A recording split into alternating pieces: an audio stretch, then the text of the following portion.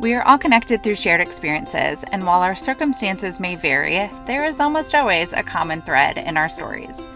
I am Amy Seeman, and these are the stories that connect us.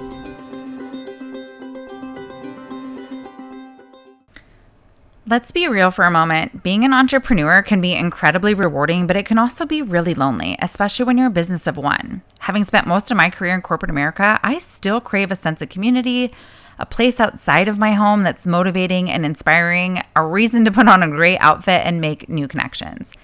I have tried posting up at a local coffee shop from time to time, but I'm too ADHD to tune out all the conversations happening around me. And I crave something more permanent. And yet, the idea of joining a co-working space felt a little intimidating. That changed recently when I was introduced to the North House in Minneapolis. Imagine a space where you can work where you play, a gorgeous environment where you can bring your clients and feel proud. North House is a unique blend of co-working, social club, and impactful events. It's a place where you can find your people, grow in community, and even get a fresh haircut at their in-house barber. North House is all about aligning the heart of people with the opportunity to serve at the highest level. It's a place to create new frontiers, connect with fellow adventure seekers, and unleash a new level of meaning and success. So if you're looking for a place that combines work, community, and a bit of adventure, North House is the place to be. Join us and let's grow, give, and work together.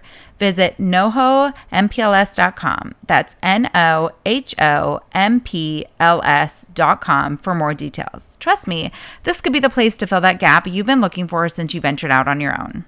Welcome to another episode of A Common Thread podcast. I'm your host, Amy Seeman, and today I have with me my friend Ruth Thomas. Hey, Amy. Hi. Oh my gosh, Ruth and I, we have history.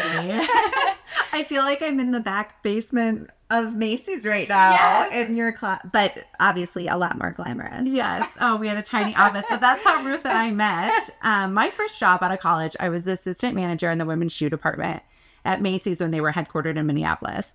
And Ruth, you were the manager of the women's accessories and handbags. Is that right? Yes. And a handful of other things, but we officed together. We shared an office together. And then my manager that I reported to ended up going out on leave for a few months. So I was thrown into this management role, and Ruth was like my lifeline, my go-to for everything, because that was an aggressive job right out of college.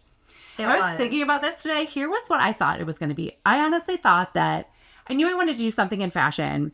Buying was out because it's all math and that is not my strength. And I didn't know really what a stylist was at the time, or did. But I had visions of like women coming down from like the Oval Room with their fancy new outfits and needing to find the perfect shoe to pair it with. And I would just be walking around as the boss, helping everyone. This was not that. No, this was, well, first of all, we say office, like, let's use that term very loosely. Yeah. It was sort of like a stockroom / dungeon. There was a jail cell, if you remember. I don't remember the jail just cell. Off the office. There is, in the downtown Minneapolis, originally Dayton's, Marshall Field's iconic Mary Tyler Moore store is what we're talking about here.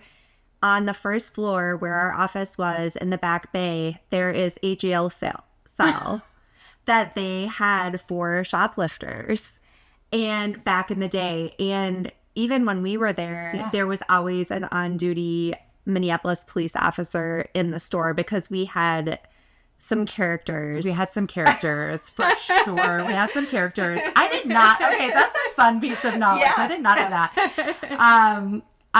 What my job mostly entailed was dealing with customers who wanted to return shoes that were clearly worn, and also trying to like manage the dress code for people who are younger than me, and then those who were like my parents' age. There was like this huge gap, and so I felt like nobody respected me at all. The one thing I will say though, that I really took away from it is the power of three that I did my very first Twin Cities Live segment on. I still talk about it to this day. And that was our dress code. If you wore a dress, it was one piece. Yeah. If you wore pants and a top, you had to have a third layer. Yes. I remember this very well. Did it change the way you dressed like it did for me? It did. Like, it stuck with me. So many things. So like, yes, on all the things you were saying. The other thing that we had to do specifically as like co-managers on the first floor was make sure that the floor was staffed, which back in those days, like that store was, we had a few occasions where that store was doing $1 million a day. Like it was a busy store. The Skyways were popping every single day. Target in the office, US Bank in the office. The buying offices for Marshall Fields were upstairs. So you had really a busy, bustling store with, I think at its peak, it had like 800 employees. And Amy and I are here pulling the staffing together with duct tape and chicken wire, and that included ourselves. Like we were running, I mean, Yes. there was no job that we did not have to do. And we weren't allowed to use, it was how many floors? Was it 3 or 4? So there were 5 stores or 5 floors of 12 in the building that had merchandise. Yes. And we were Solid not allowed to use merchandise. the elevator. No. So we had to use the escalator. And because I worked in women's shoes, I wore heels every day. Yes. You did too. Oh, yeah. Like my feet, I murdered my feet from working there.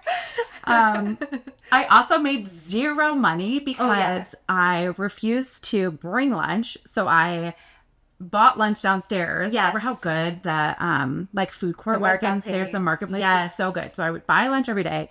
I refused to take the bus because I was new to Minneapolis. And so I wasn't comfortable with that. So I paid for parking downtown. Same. And then every day I would come in, the sales associates would have stacks of boxes of shoes in my size on my chair, like, saw these, thought of you. So anything that was left over, I bought in shoes. We did. was not the job for and me. cosmetics. Yeah. Shout out like to the cosmetics team at downtown Minneapolis. You know who you are. It was such a strong team, and they ran all sorts of events, and they were such good artists, and they sold, are we allowed to swear? You can. They sold the shit out of cosmetics. Yes. And I will say, like, hook, line, and sinker. Yeah. Yeah, it was a lot of fun, but we did learn a lot, and we worked really, really, really hard. Yes, we did. We worked so many hours. Like, that was the other thing about the bus. I didn't take the bus because I couldn't. Yeah. I was The working hours. so many hours that I couldn't take the bus. Yep. So, yeah, $12 a day in parking, baby, every single day. Every single day. If you're in the market for a new vehicle, but you are dreading the car buying process because you've been burned by a dealership in the past, let me just tell you, I recently bought a 2023 Lincoln Aviator Reserve from Apple Autos, and I had such an incredibly positive experience. I actually went shopping by myself. I did not bring my dad or my husband with me, and from the moment I walked in, I felt welcomed and respected. They answered all of my questions without any sort of underlying condescending tone. I never once felt pressured into a car that was out of my budget or didn't fit within my lifestyle. In fact, my sales associate was actually a female, and we went for so many test drives, we totally vibed the entire time. If you're ready to experience the difference for yourself, go to appleautos.com to view their inventory and then visit one of their 7 locations across the Twin Cities. Trust me, you will leave feeling empowered and ready for the road ahead. So I saw the schedule right before the holidays, and I saw that I had to be there at like 3 a.m. on Black Friday. And I was like, nope. So I went on this like crazy job hunt just to get a job right before the holidays. And now I look back, I'm like, that was such a shitty thing for me to do to whoever had to then take over that shift. But I was like, I am out. This life is not for me. Yeah, at a certain point, I mean, it can really, because you really become like a family. You get to know everybody's, when you're working those hours, and when those stakes are high, because if the floor is not covered, like someone knows, someone notices. So you have to do something about it. And so it was a really stressful environment, because if you're having a bad day, like, especially as a leader in the store, you can't show up. You can't show up and show that. You have to show that you're making it work and making it happen. So I think most people, especially if they're hard workers, like I know you are, and feel so accountable, at some point you do have to put yourself first, whether it's that 3 a.m. shift or like, I can't work 60 hours a week anymore because I just calculated my hourly rate and it's well below minimum average. Or minimum wage. It did not make sense for me. It did not make sense for me. I would say, even like with my job now as a personal shopper, it's kind of like an alcoholic owning a bar. Like having a shopping addiction and shopping for a living or working retail was really tough. So I got out, and you eventually left as well. And then, so that was like 18 years ago, I think. And then we we like rekindled our relationship on Instagram. Yes. After I don't know how many years. We were just talking about this. So we ended up finding each other again right before Fashion Week Minnesota. And I don't even remember if it was probably 6 years ago. It was 6 years ago because we were just talking about this. Yes. So it was my first time like going to anything Fashion Week related in Minnesota. And I was nervous. I didn't know what to wear, how to show up, to go by myself. And so Ruth and I were like DMing, like, I'll go if you go. And so we decided to meet first, have a drink before we went to the party. And I forgot this part until Ruth brought it up today, but this was right as I was about to leave my corporate job. So my corporate job was incredibly toxic in the last couple of years. I will do an entire episode on it so we can deep dive more about my personal experience. But I was going through it at that time. And so I had shared my story with Ruth. And then like a month later, I ended up leaving to do this full time. And so fast forward, Ruth then found herself in a similar situation. And so this is the topic for today to talk about our experience in corporate America. So Ruth, tell me though, because I love how you said this earlier about how that my conversation and my experience stayed with you years later as you went through yours. So let's start with that. Yeah, for sure. So I mean, obviously, when you told me the name of your podcast, I thought genius, because, you know, all the things you do are so smart and so they resonate with people, which I think why they're working for you so well. And it made me think a lot about those moments in time and those conversations that maybe we don't even know impact one another. And one of those conversations for me was, I guess, that initial conversation before the Fashion Week event and then watching your journey after Capella. It's okay. And I'm sorry, after your corporate role and transitioning out, I watched you share your story, and little did either of us know that 4 or 5 years later, I was in a toxic situation in a job that truthfully I loved. Mm-hmm. I worked so hard to attain and to excel at. And it was through that story and through that knowledge that someone else had stepped away, even though they didn't have another job, mm-hmm. even though they didn't have a safety net mm-hmm. at the bottom waiting for them, that it could be done. Mm-hmm. And it was going to be okay. Mm-hmm. And so I think when you think about common thread, it's like you may never have known that was my experience watching your journey, or that gave me some sense of mm-hmm. comfort in taking that leap. So I think it's really cool for a lot of reasons, because now, even since I've made that leap, you've been a resource for me as a woman entrepreneur doing it on your own without a safety net, because I'm sure you will agree, like, no matter how long you're doing it, it's not easy. And it's not easy, it doesn't ever feel comfortable or like safe. So having that network also is like such an important part of why sharing your story is important, why being vulnerable, open, even if it's not pretty, is important. Yep. I have goosebumps. Thank you for saying all of that, because you're right. Sometimes you don't know if it will land or how it will land or who it will find its way to. And that's one thing about the podcast that I keep saying from the beginning is like, I have never been focused on the numbers. Like, it doesn't matter to me how many downloads, how many people listen. I just hope it finds the people that it is meant to find. And I love the vulnerability and the conversations that I've been having so far. And so I'm grateful that you're here and willing to share, because it is healing for the person who's gone through it. Mm-hmm. And I think those that are listening that may find themselves in the situation now or down the road and can remember this and it's helpful for them, I think it's all worth it. Fun fact, I was voted best smile my senior year of high school. It's in the yearbook. I have the receipts to prove it. I was also voted biggest flirt, but we'll touch on that subject another day. You guys, I swear my smile is so big, you can count all the teeth in my mouth. And this is why I've always been diligent about going to my routine cleanings every 6 months, even though I honestly dislike going to the dentist, and I know I am not alone in that. Dr. Ben Stein at Northeast Dental is here to change the game by making the dental experience more, dare I say, enjoyable. When Dr. Ben Stein took over DuRochak Dental, a family-owned practice and business since 1961, he wanted to keep that same family feel but give it a modern-day touch. As a younger, dedicated professional with a passion for continuing education, he believes in keeping up to date on the latest dental materials and advancements. With cutting-edge technology like 3D x-rays and digital scanners for orthodontics, you can forget about gagging on those old, goopy impressions they used back when I had to get braces. If you know, you know. Plus, if you struggle with sleep-related breathing disorders, Dr. Ben Stein's extensive studies and years of experience in a sleep study clinic mean you're in expert hands. You can actually test and treat sleep apnea with an oral device prescribed in-house. Whether you need surgery, implants, or just a routine checkup, Northeast Dental's got you covered. They're in network with several dental plans, making it even easier to get the care you need. And the best part? The atmosphere. Northeast Dental is as low-key and chill as a dental practice can be. They take the time to get to know you, making every patient feel valued.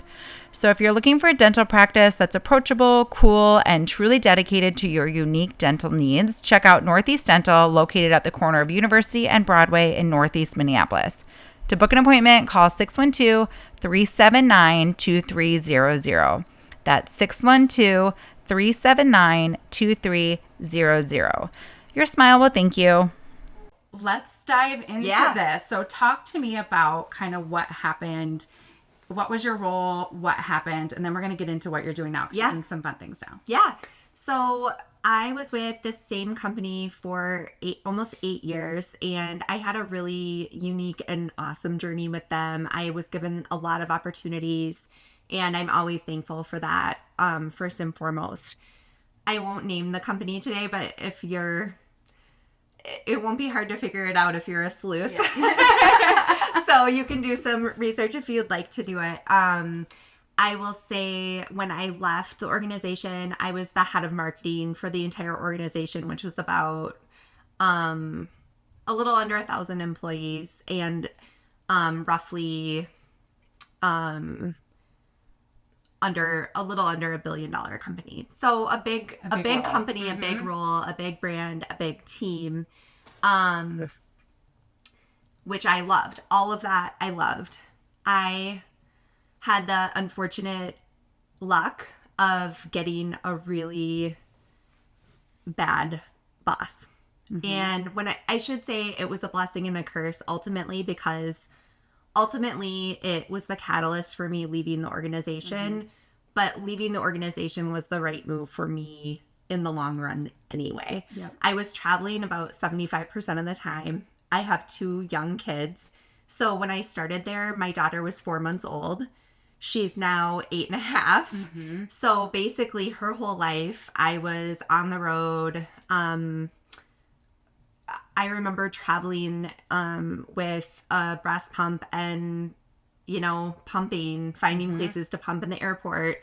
And that was kind of my vibe like this past 8 years.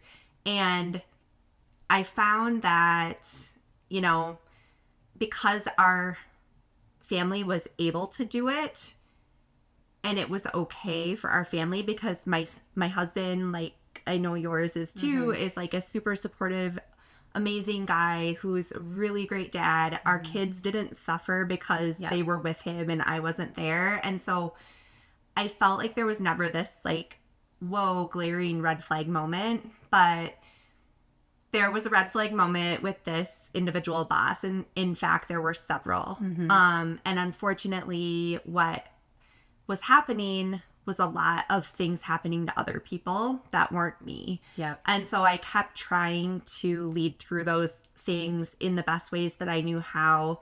But because they weren't happening directly to me, it was a really fine line of like, when do you say something? When do you raise the red flag? The other piece that was happening is I was witnessing other people in the organization suffer consequences for essentially standing up to this individual. And they were leaving the organization. And that wasn't a move that I was ready to make. And so I kept trying to, like any bad relationship, I kept trying to think I could fix this. I could fix this person.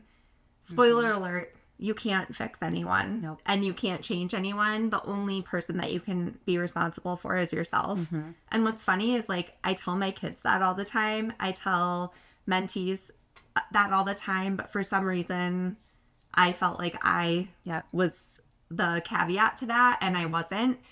I think that's because I think both of us are just natural leaders. Yes. And we lead with such compassion and care for those that work with us. Yep. That, like, it stays with you. I remember similar where, like, people on my team would come to me all the time because I would listen and I cared and I was empathetic, and they would just confide in me what was happening. And I would come home and I would take that with me. And my husband kept saying, like, just let it be at work. Cut it off, go build what you're trying to build on the side until that takes off, and then you can just, like, leave.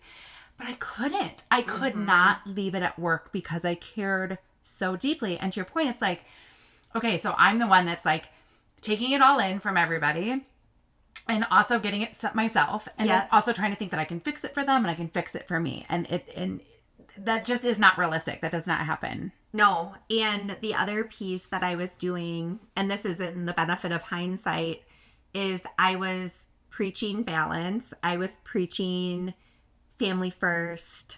Mm-hmm. I was preaching work-life balance to anyone that would listen.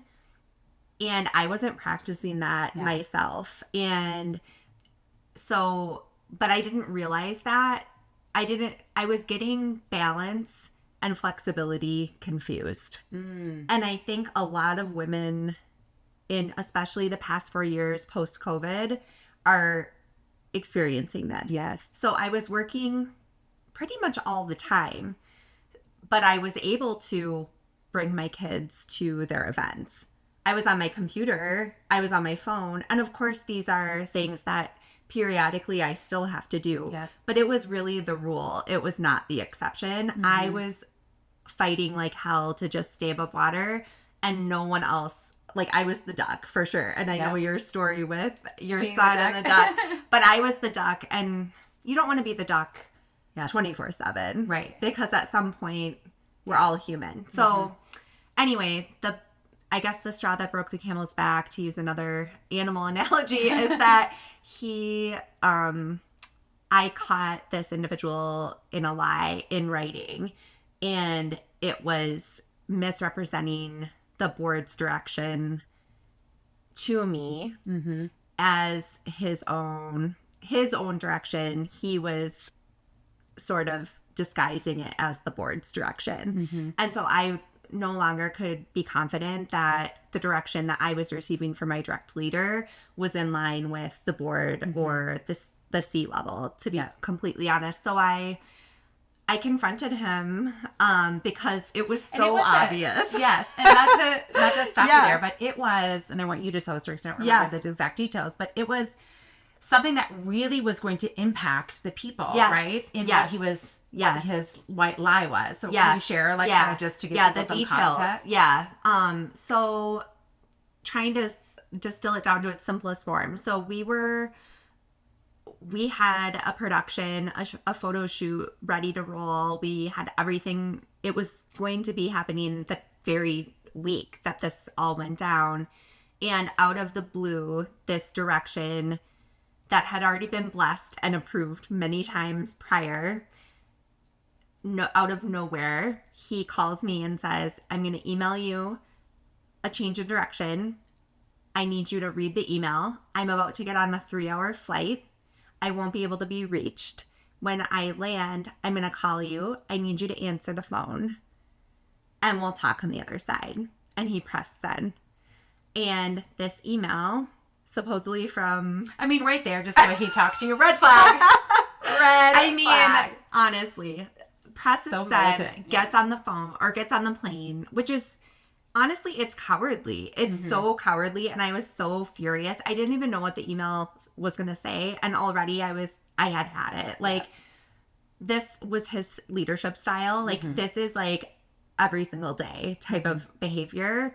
So I read the email. It's a complete 180 from everything that we had agreed upon, everything my team had been directed to do and was blessed for them to do. And one of the things that as a leader I really stand on is I trust my team. My team is the expert, and in their area of excellence, they are the expert. And so trust and verify, right? Yeah. Like they provide the POV, and then I would trust and verify and perhaps provide feedback in the background, but nothing would ever be a surprise. Like that was one of my core tenets, no surprises.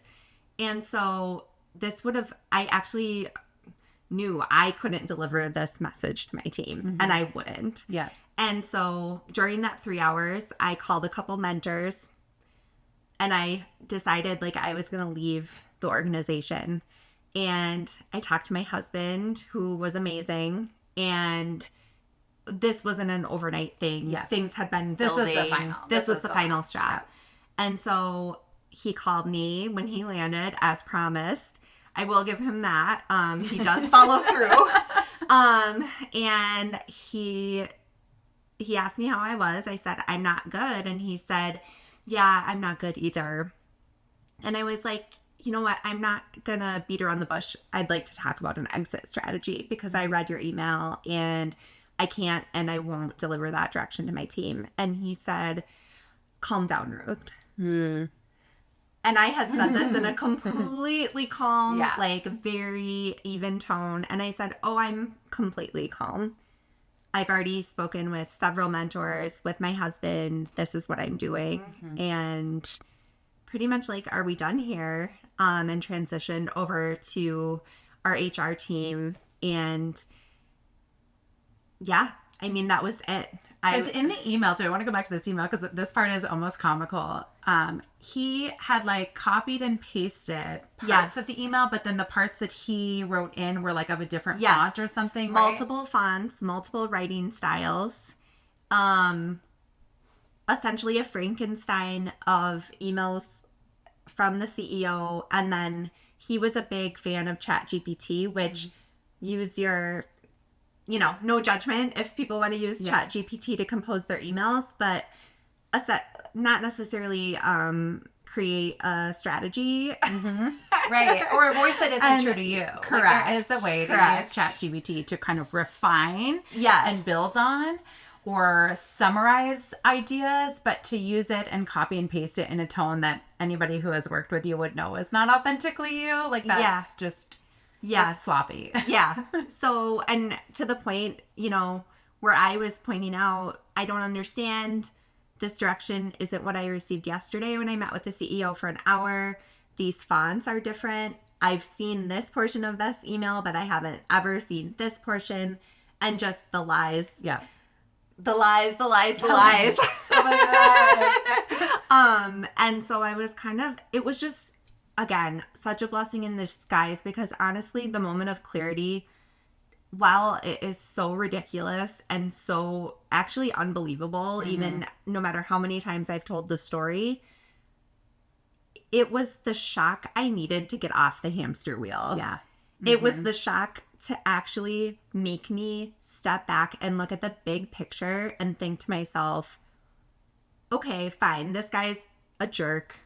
He's by far like the worst boss you've ever had. You have real concerns with his morality and his ethics.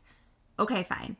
But like, you're away from your kids and your husband 75% of the time. When was the last time you hung out with your friends? When was the last time that you've done anything other than work and like get as much dedicated time with your family for as you can when you happen to be home? Yeah. It was really a wake-up call of like, why are you doing this? What is your purpose? Is this your life's purpose? And the answer, of course, is no. I will, and I do want to caveat, I am privileged in the fact that I am married. My husband has health benefits through his role. And so we were able to transition our health care over to health benefits over to his insurance. So my family has medical insurance. We were a 2-income household at the time. And so there was flexibility there that I know not everyone has. So I know it's not as easy as like, and I hope others don't see it this way. Like, it's not as easy as like, oh my gosh, this isn't my life's purpose. I'm going to stop working and Right. make my own business. Like, it's much more complicated than that. But I will say, after 20 years of corporate grinding, having 2 kids, working throughout everything, like never really taking a break, the ability to take that breather and like refocus. Yeah. Because what I really didn't want to do is wake up in another 20 years Yeah. and be like, what am I doing? Yes. It doesn't matter what the title is. Right. Yep. Yep. And it's that, and you're right. And I was in a similar situation in that my husband does work full time and makes good money to, you know, continue to afford our house and our lifestyle to some degree, although my shopping really, really suffered, which is fine. That's fair. But yes, but I always say too, I'm like, if something no longer serves you, if it makes you question your worth or challenges your morals, it is time to walk away. Life is just way too short to stay stuck. And I know that sounds so simple, and there are many, many complexities to that.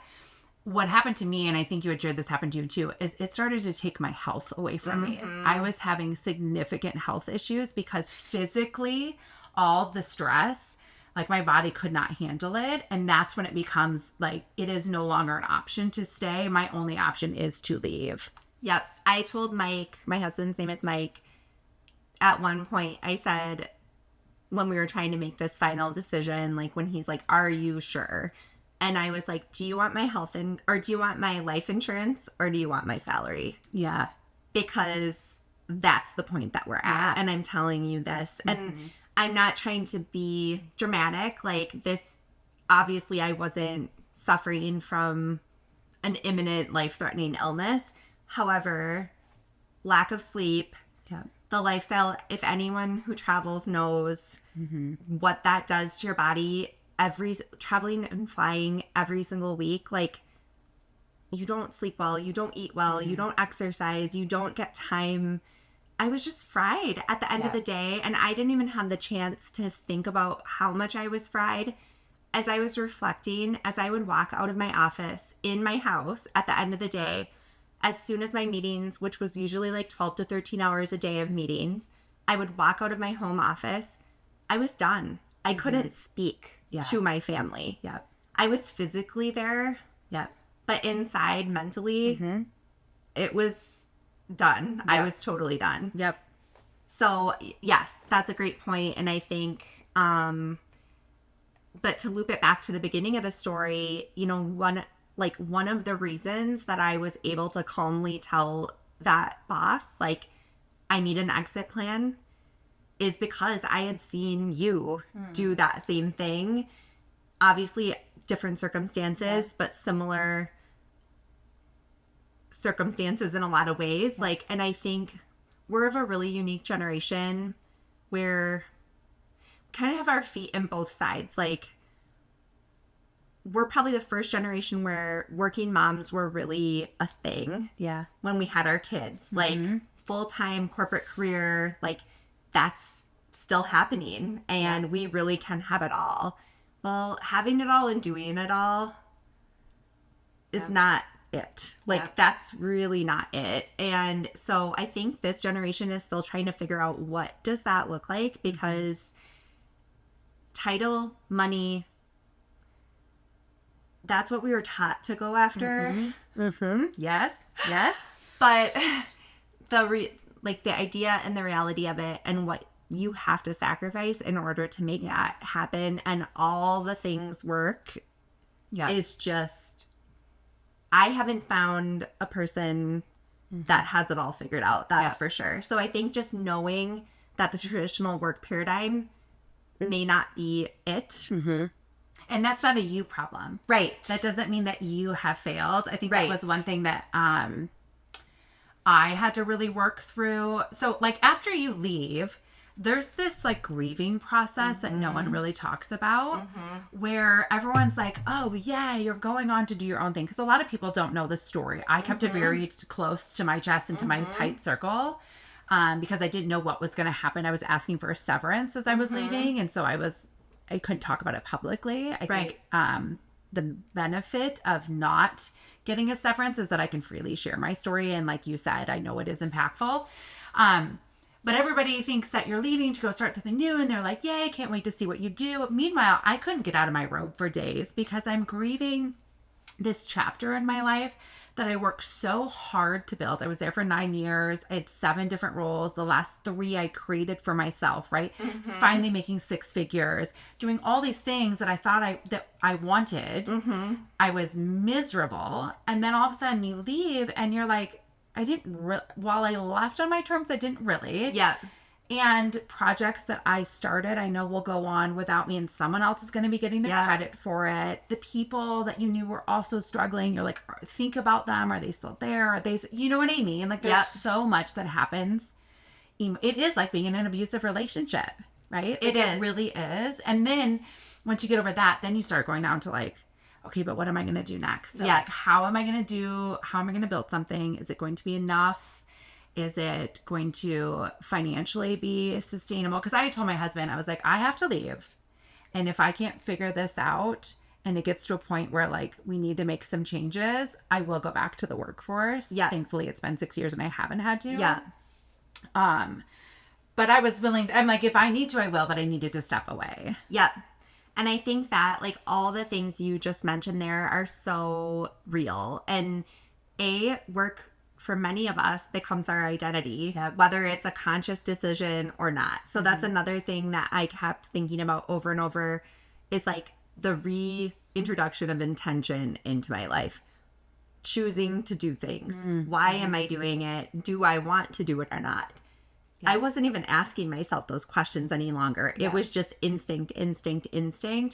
And so I think there's the identity that we have of doing well at work, excelling at work. It's very similar to what we grow up going to school. The same type of positive reinforcement that we get in school, in sports, if you're an athlete, anything you're doing growing up, it actually is very similar in the workplace.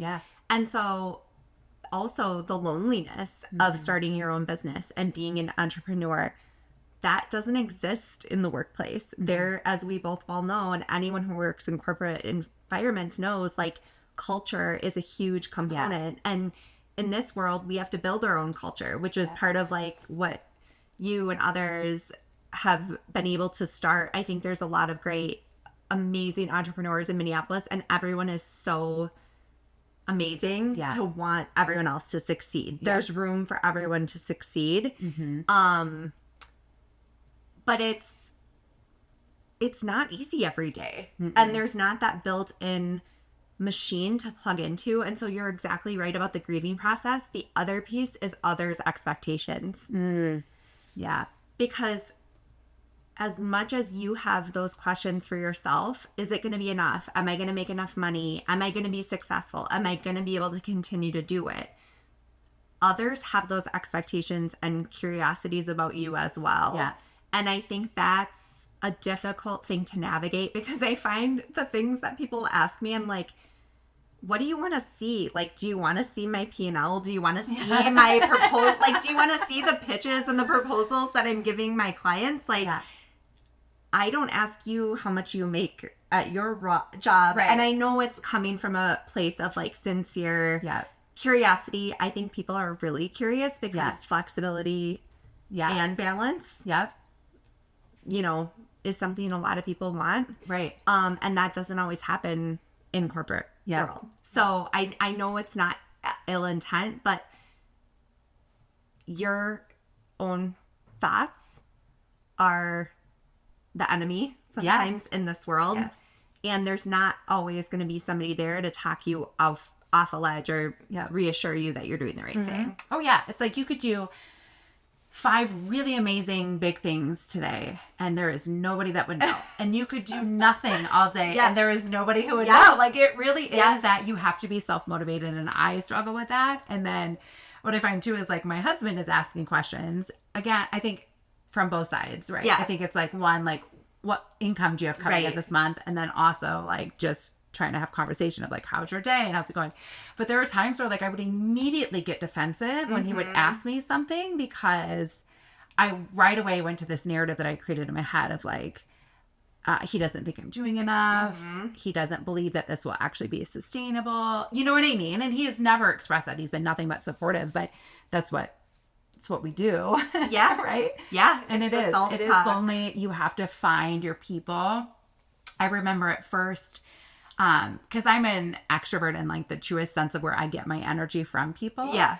And so if days had gone by where I didn't see anybody other than my husband and my children, I was like, felt so depressed. So I would go to Starbucks and I would actually ask to like sit at a table with some random, and I wouldn't talk to them, just to like be sitting at the table next to them was like what I needed at the time. Yeah. And like Wild. you and I mean, we both know this about each other. Like, I love a good reason to get dressed. Yeah. Like, yes. So like those are the other pieces where, but I also love a good reason to like not get ready. Yeah. And so it's just finding that balance and finding the comfort level in it not being what anyone else, but like the people that really matter. You have a family of 4. Yeah. We have a family of 4. Like, and what Mike and I have decided is like, what really matters is what is working for the 4 of us. Yeah. And I love that other people are interested. I love that other people are fans or supporters. However, and I also get energy from others outside of that 4. But at the end of the day, what I'm doing every day is because of the 4 of us. Yeah. It's not for anyone else outside of our house. Right. Yes. I love that. I think too, there was this, and I still do this sometimes, where I feel like it's this weird in between of like, I'm not a stay-at-home mom. Yes. But yet I'm the default parent when it comes to one of the children being sick. Yeah. Right? Like I'm the one that reschedules Yeah. things. Or I'm the one that takes them to all their summer camps right now. I'm the one that has to entertain them. And so sometimes I can get a little salty about that. Yeah. Because I do feel like, again, I'm still straddling both worlds a little bit. Like I do have balance and flexibility. Yep. I create my own schedule. Yep. I was just talking to my oldest about this as we were driving the other day. I was like, you know what? I'm feeling so grateful in this moment. It was like a sunny summer, we're 1 week out of, 2 weeks out of school. And I was like, I love that I am in a position now where I can spend time with you during the day. Yeah. Like, I can't imagine. I'm so far removed from corporate America now that it's hard for me to even remember those days of like having to be at the office at a specific time and then racing home to get them to activities. And so I do love that. But sometimes it is hard because it's like if my girlfriends who are stay-at-home moms are like going to the dog park in the middle of the afternoon and they're going to go have lunch, I'm like, oh, I want to go too. Yeah. Like, I want to be invited. Yeah. And they do, but it's just Yeah. like, then you start to have this, I actually should be doing It's the X, Y, and Z. It's really hard. It is still hard mentally to like balance all of that without letting your own negative thoughts get in your way. Exactly. Like I have really struggled with that too, with building. So this is an intentional choice that I've made. Yeah. And part of tell it us about what you're doing Yeah. now. So, after I left in November. I gave myself, it was literally like heading straight into Thanksgiving, straight into Christmas. Yeah. I have never been a retail, growing up in retail, never taken any time off over the holidays. And so I was like, you know what? I'm giving myself this time, like to really think. But then I'm also beyond type A. So I'm like, not really, in the back of my mind, I was like, okay. So, I had, even when I was still at my old position, I had an idea around the concentration that I am most familiar and experienced in is marketing. And as we've seen, through podcasts, Instagram, influencers, brand deals, marketing, the world of marketing is exploding in a way, and MarTech, like marketing technology, has really made marketing accessible to businesses and people of any size, any budget. And it's really never done. So when I first started in marketing, it was very project based of like, this is a campaign, there's a beginning, middle, end. Yeah. Here's the results, here's the spend. Okay, go on to the next one. Now it's always on and it's never ending. And there's all these new concentrations coming in. And when I look at openings and when I was trying to hire in my previous role, I'm like, businesses that don't have a $multi-million budget are not going to be able to staff their teams to fit the needs of the market. Yeah. Like the market needs way outspan realistic budgets for most businesses. So what you really need is a unicorn. That's where the name came from. Okay. Yeah. So my name of my business is called Team Unicorn.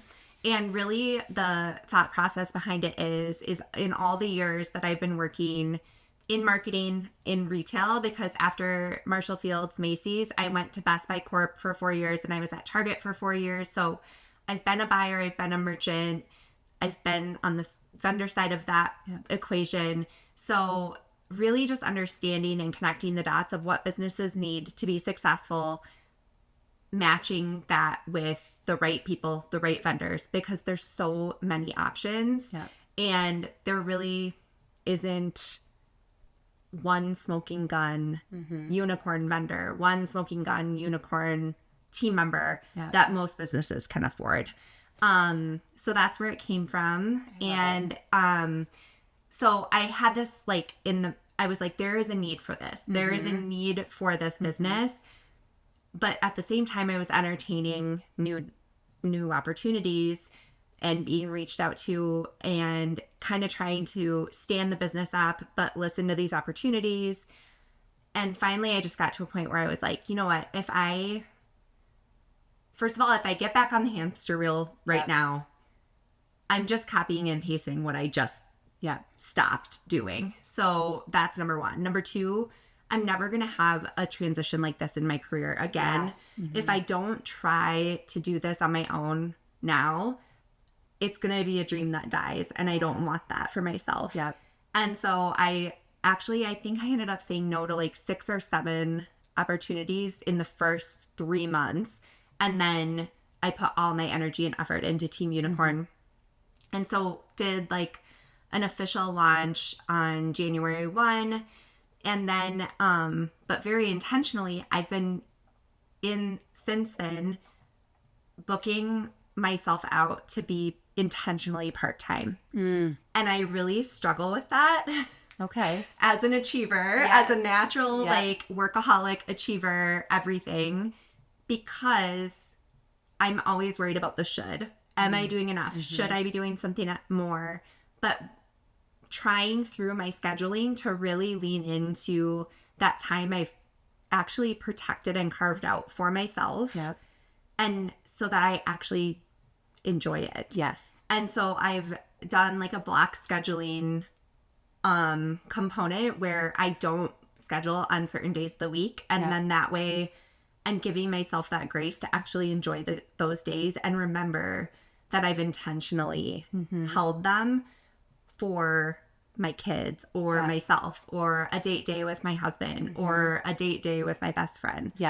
So I love that. I need to get back to that. That was one thing when I started the podcast of just figuring out like, okay, my styling business is still very much here. Yeah, of course.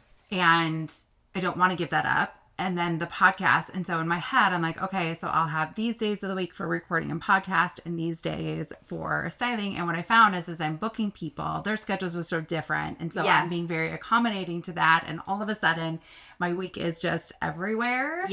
And so that is something I'm going to take you offline and have you help me figure that out, because I do think that is really smart. I think it does relieve some of that of the shoulding for sure. When you know that like this is really intentional and the time is there. And that's also why you're in business for yourself, right? So that you can own your own schedule for once. And I found myself like in the very beginning, I was feeling so guilty if I had like a half day that wasn't scheduled. But if I had taken a day of vacation, there's no way I would have felt guilty. I would have been, that out of office would have been on, and I would have been so excited and happy and just like doing all the things with not a shred of guilt. So why am I guilty if I'm giving myself time off in my own business? But it's not easy. And I think just like everything, once you get busy and you're doing like so much right now and so many amazing things have come to you. And that's the other thing about entrepreneurship though, feast or famine. The business rhythms of entrepreneurship are not predictable.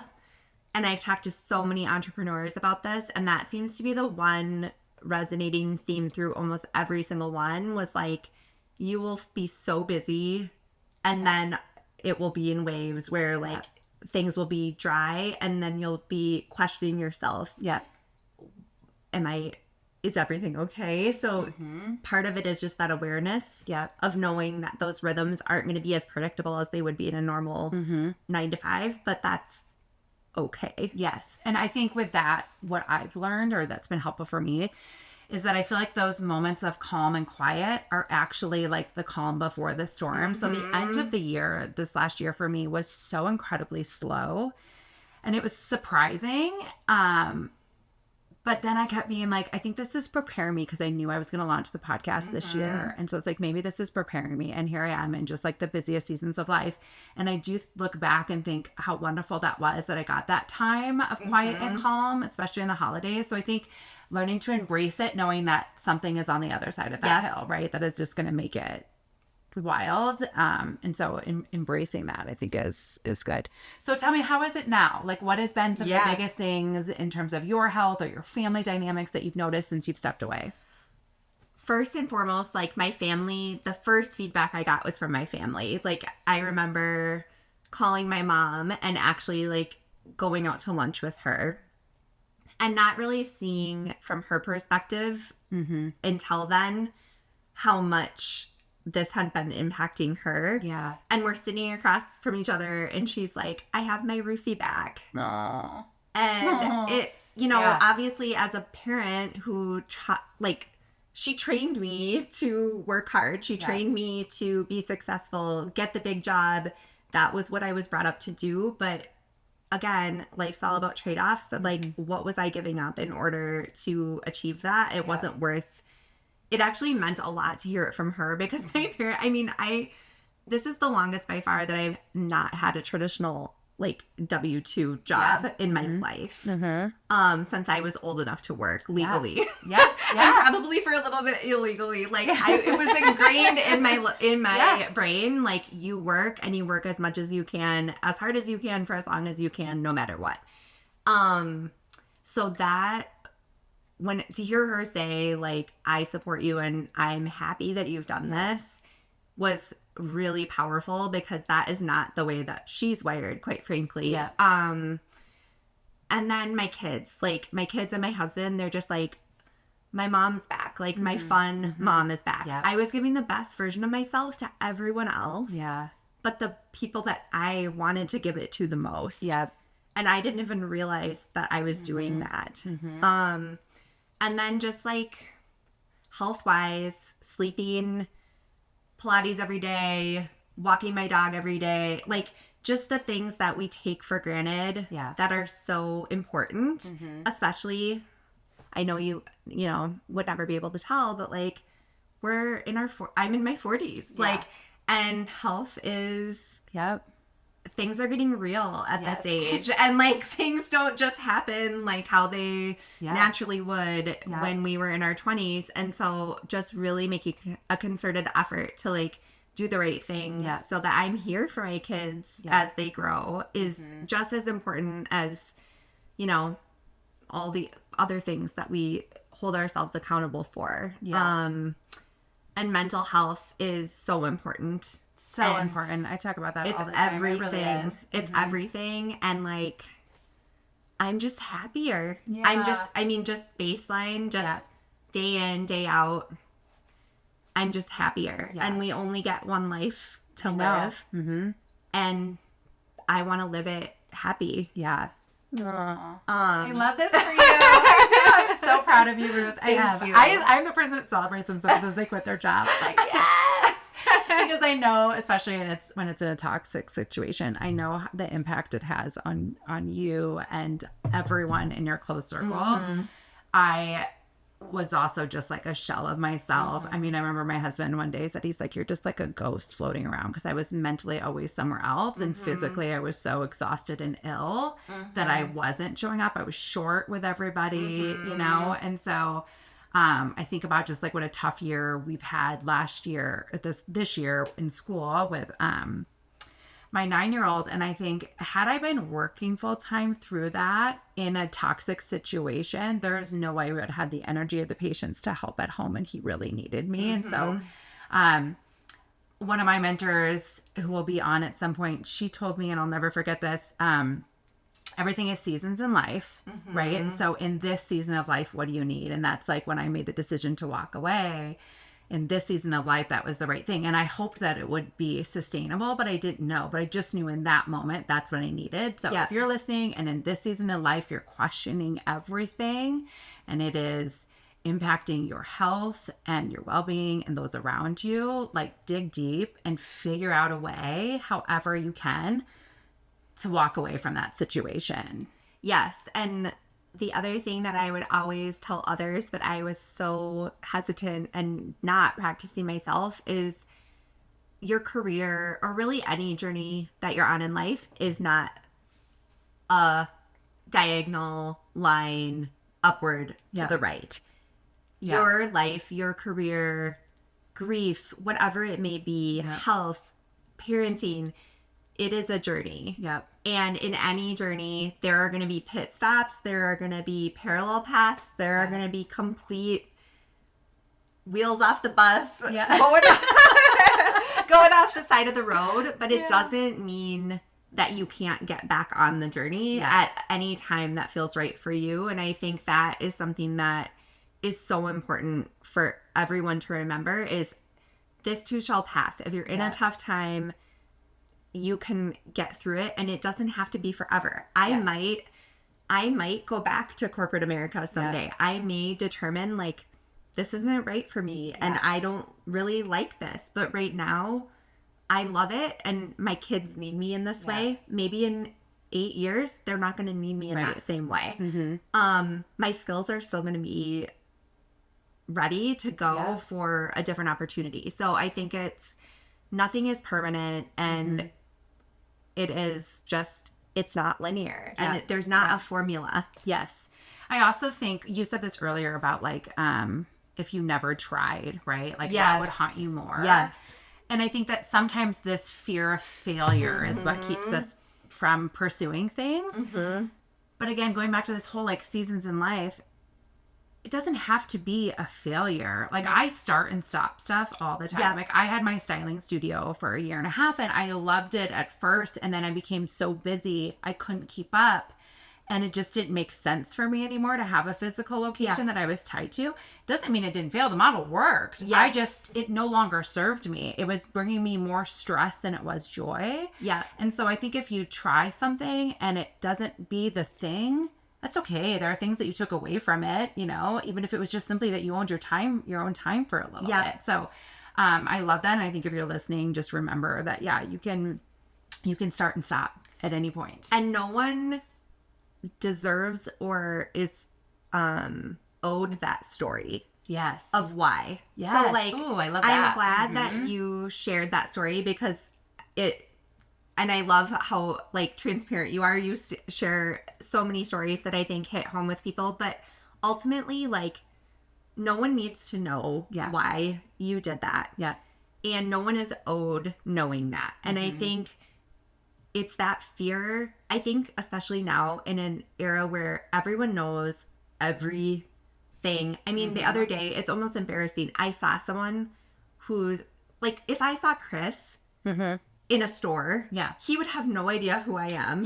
But I would be like, hi, Chris. Like, no, people approach him all the time. My husband and so is Chris. It's like, people approach him all the time. And he's like, my parents do. They get approached all the time too. You feel like you know them. I've had people text me that have never met Mike and been like, I saw Mike in the airport today. And it's from Instagram. So like in this constant oversharing, I think then there becomes this expectation that we need to know why everyone's doing everything. And it's like, if that's stopping you from making a decision because you're afraid of how you're going to have to convey that information or when you're going to have to do it, like you never have to do it. You can just have it and know it yourself, and that's enough. Yes.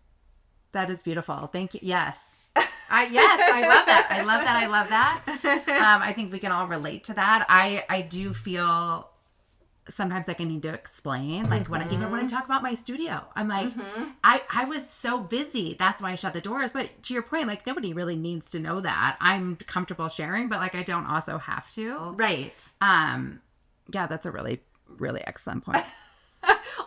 Or if they want to know from a curiosity standpoint, from a business standpoint, this is the other, and I know you've been privy to this, the stealing of time, especially when you're working for yourself. Yeah.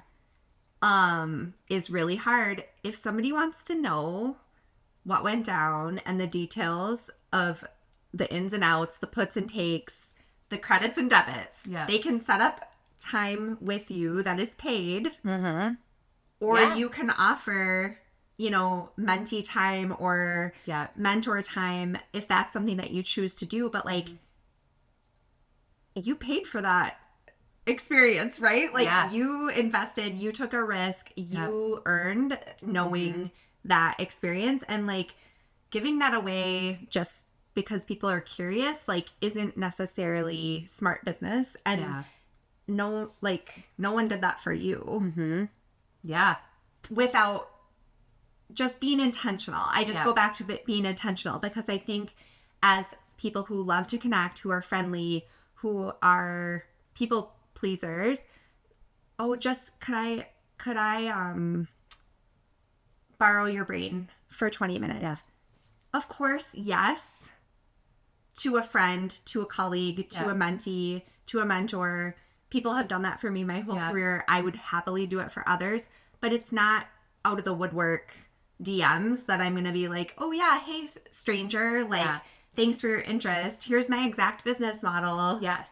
No, I know. This could be so we would have to be back to go on this path, because I do get a lot of stylists who are very curious about my journey. And the whole like, can I just pick your brain? Can I meet for coffee? And the thing is like, there is room for all of us, especially from a styling standpoint. There are so many women who need help, and there are a lot of different perspectives to be shared, right?